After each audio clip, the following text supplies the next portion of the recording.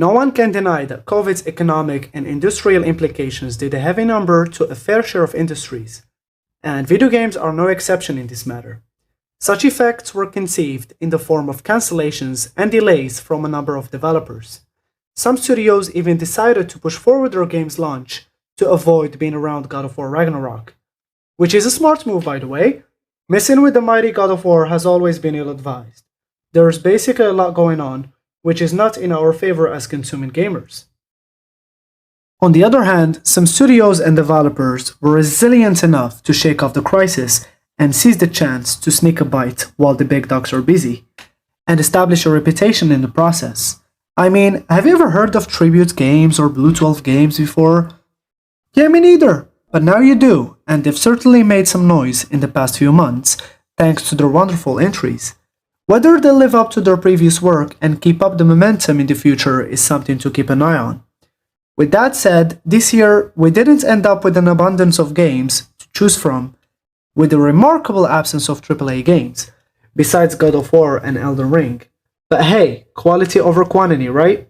So without any further ado, let's get down to today's video. The top 10 best games of 2022. Number 10. Kirby and the Forgotten Land. Our favorite pink plushie muncher has been around since '92. However, this title marks a milestone as the first 3D Kirby game, with a semi-3D camera angle and fully rendered 3D environment. The game takes place in a forsaken civilization after being warped from its homeworld, Dreamland. Kirby then undertakes the quest of rescuing his fellow Waddle Dees after learning that they've also been warped from Dreamland and have been held captive by the native dwellers of this forgotten land, which is also called New World. The game is definitely a breath of fresh air from its predecessors and offers a variety of aesthetically colorful, awe-striking levels and awesome brand new abilities absorbed from the enemies, providing you with different tools to move ahead and face the challenges in an innovative, dreamy and creative fashion. Number 9. Shadow Warrior 3. I have already made a previous video explaining why you should play this game. Upon first impression, I wasn't much for it, but this game is the perfect example of not judging a book by its cover. I always keep telling myself that it's healthy to try out new things, even if I don't feel like it. And Shadow Warrior 3 was a case in point. The game incarnates Lo Wang, a cheesy deadly ex-mercenary who attempts to redeem himself by seeking to stop a colossal dragon, whom he actually set free by accident, and stopping him from decimating the entire planet as we know it. The gameplay is highly inspired from Doom, as it's an FPS shoot and slash, except that it's set in a Chinese mythology-inspired setting. Number 8. Teenage Mutant Ninja Turtles Shredder's Revenge. For all the beat-em-all lovers out there, this old-school arcade TMNT-inspired entry will blow your mind with a splatter of nostalgia. Now, if you've played the previous 80s to 90s TMNT games, this one is gonna hit different then. Y'all know how good these sort of games felt back in the day, and with the remarkable lack of production lately due to the dominance of 3D games, we'll take whatever we can have. Shredder's Revenge features our favorite turtles in addition to Master Splinter, the edgy Casey Jones, and April O'Neil, making 7 characters in total. Just like its arcade forefathers, the game can be played in 4-player local co-op multiplayer, or a 6-player online party. It doesn't get any more chaotic than that, but the only thing exceeding such chaos is the surge of fun and giggles you're gonna have in a glorious all-out carnage. The difficulty obviously adjusts to the amount of players involved, so finish up your pizza, grab your weapons, and go take on Shredder and his Foot Clan army along with your buddies. Number 7. Gran Turismo 7. The 7th entry in the critically acclaimed PlayStation exclusive driving simulator is out this year, and it represents the ultimate culmination of all its predecessors as a well-rounded, full-fledged racing experience of a game. The game is beautifully rendered with astonishing graphics and gameplay mechanics, with real-life weather dynamics and day and night factors that can affect your driving performance. The use of haptic feedback and adaptive triggers certainly bridges the gap to reality with an almost real-life sensation while playing. You just can't brake all the way while going at 200 miles per hour, otherwise it'll cost you dearly by causing spinning and loss of control. Also, the introduction of a new system called Performance Points, or PP, which identifies the rating of each car performance-wise. So each race has PP requirements that needs to be met. If your car has less performance points than required, then you have to tune it up. Otherwise, you have to tune it down if it's higher than required. The game features a staggering number of 425 cars, and the number is likely gonna rise with the extensions. Number 6. Saifu. Oh man, I haven't seen such a linear martial arts beat 'em all since the PS2 era. At least none that rose to mainstream status. But the hype about this game is well placed. The gameplay is characterized by fluidity and smoothness. The combat system is truly brilliant with a rich arsenal of flexible fighting styles at your disposal. And the unique mechanism in the game, which is the more you die, the older you get, is definitely an intriguing concept. A concept that is not all new to me, however, since it's already been implemented and probably pioneered in PS1's Shaolin, where the player grows old over the course of the game.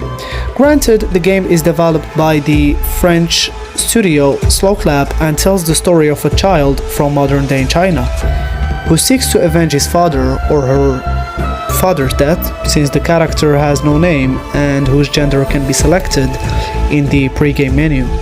Whenever the player dies, he gets resurrected with a magical talisman and ages up every single time, as I've explained earlier. Number 5. Stray.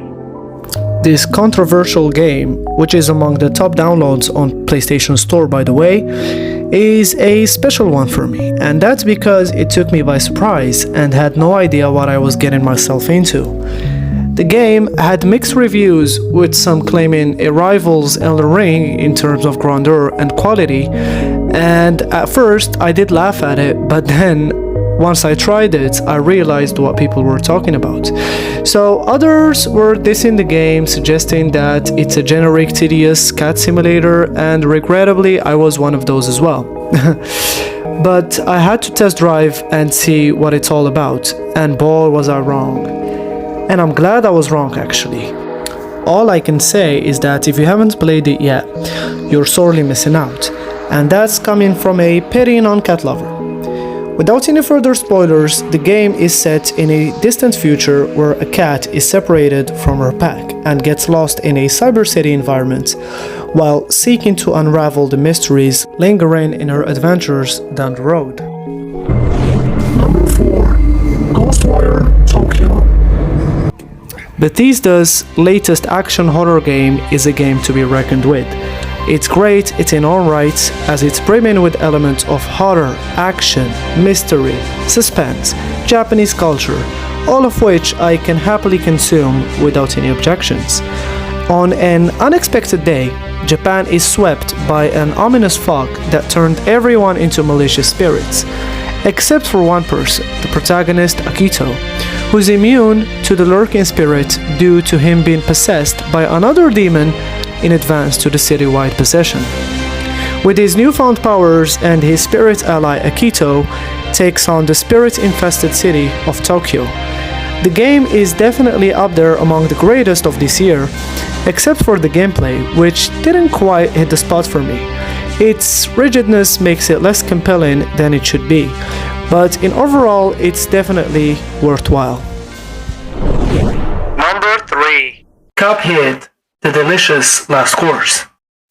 The expansion for the critically acclaimed Cuphead, an indie game inspired by 30s cartoons.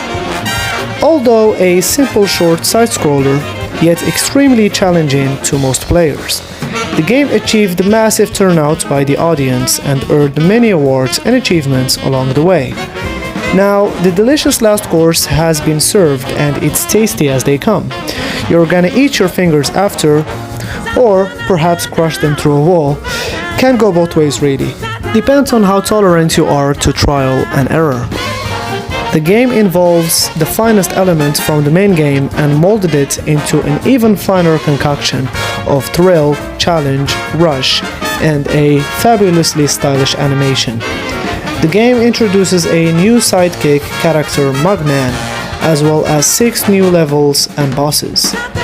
MDHR truly outdid themselves with this extension, a game worth of high praise and deep appetite.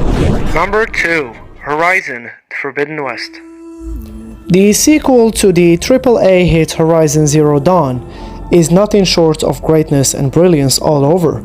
Based on the prequel, one can tell how dedicated Guerrilla Games are to this franchise, and they would do anything but disappoint.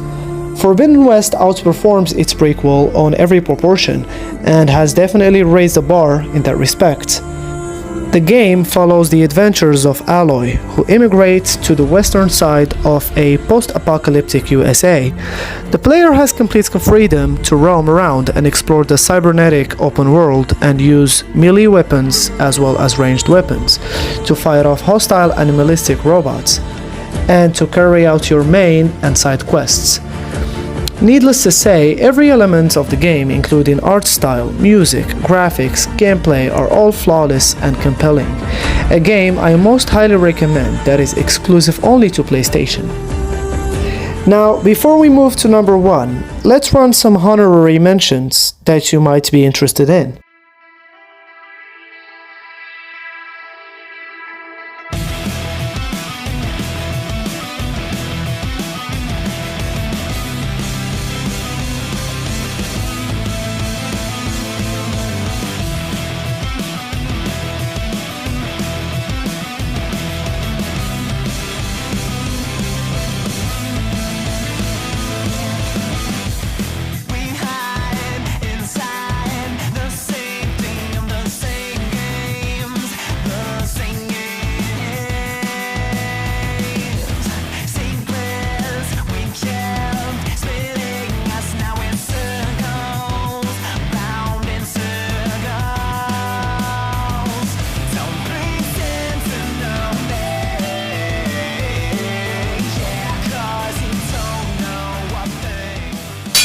Number 1.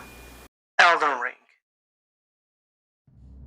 I'm pretty sure most of you could tell Elden Ring was gonna hit the first place, since it hasn't been mentioned throughout the list yet, or maybe it was, but not in a ranking sense.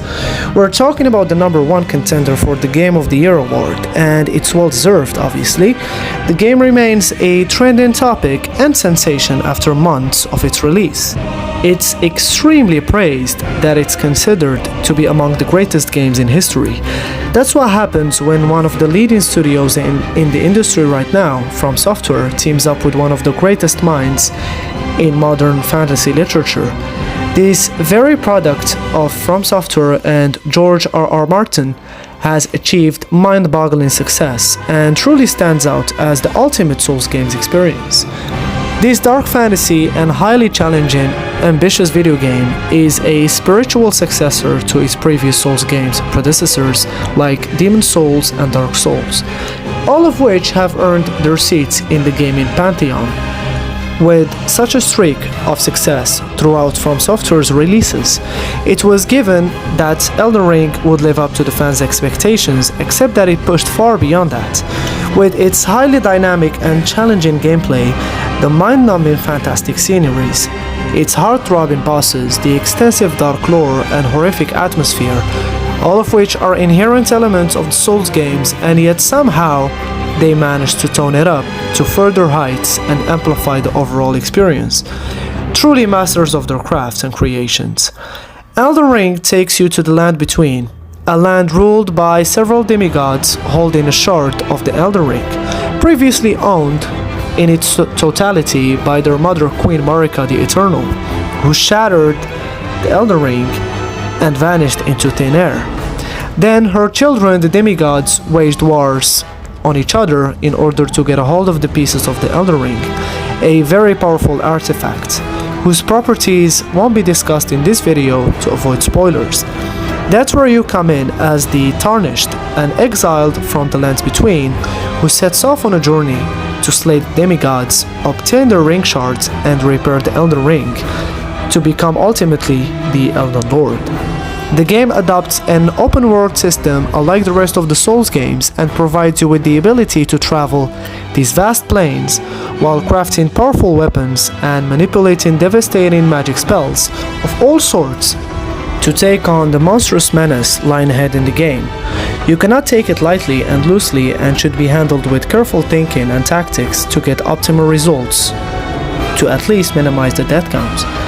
There is no way around death in this game, but at least you can save yourself a few extra losses if you tread carefully. So keep that in mind for the Souls games newbies out there. And that's a wrap for today's video. Hope you enjoyed the ranking. I'm sure others may feel differently about the list, but that's just my personal opinion. If I have missed anything, please do remind me in the comment section, and don't forget please to activate the notification button to keep tabs on my latest content. Cheers!